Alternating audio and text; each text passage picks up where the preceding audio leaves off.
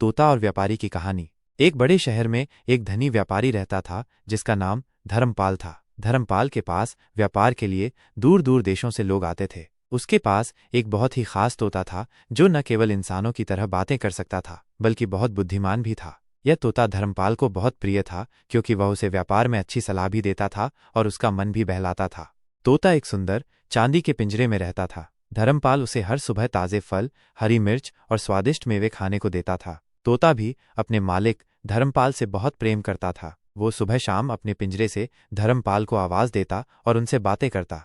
एक दिन धर्मपाल को व्यापार के सिलसिले में दूर देश जाना पड़ा। वो बहुत दिनों के लिए घर से दूर रहने वाला था। जाने से पहले उसने अपने तोते से पूछा, मेरे प्यारे तोते, मैं परदेश जा रहा हूँ, बताओ तुम्हारे लिए मैं वहां से क्या लाऊं? क्या तुम्हें कुछ चाहिए?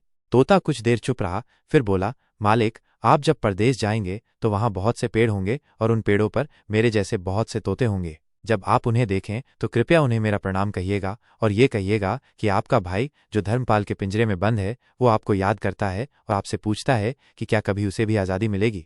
धर्मपाल ने तोते की बात सुनी और मुस्कुराते हुए बोला, ठीक है मेरे प्यारे तोते, मैं तुम्हारी बात उन तोतों तक जरूर पहुंचाऊंगा।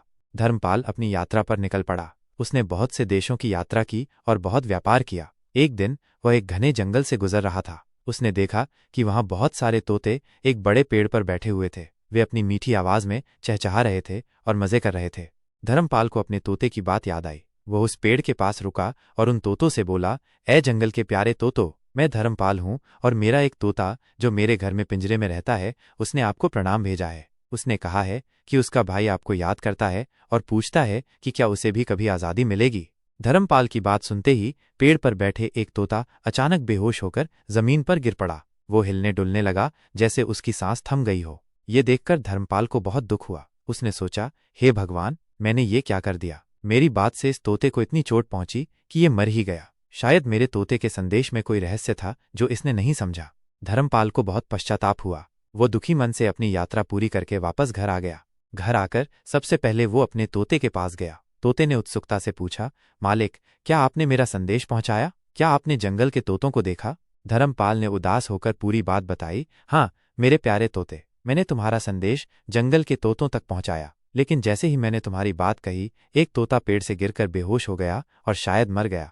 धर्मपाल की बात सुनते ही पिंजरे में बंद तोता भी अचानक बेहोश होकर जमीन पर गिर पड़ा और निश्चल हो गया। ये देखकर धर्मपाल घबरा गया। वो सोचने लगा, ये क्या हुआ? क्या मेरा तोता भी मर गया? उसने सोचा कि शायद ये तोता बीमार हो गया है। उसने पिंजरा खोला और तोते को बाहर निकाला ताकि वो उसे ठीक से देख सके। जैसे ही धर्मपाल ने तोते को पिंजरे से बाहर निकाला, तोता अचानक अपनी आंखें खोलीं और फुर्र करके उड़ गया। वह उड़ता हुआ घर की छत पर जा बैठा और धर्मपाल से बोला, मालिक, आप बहुत अच्छे हैं, आपने मुझे मेरी आज़ादी दिला दी।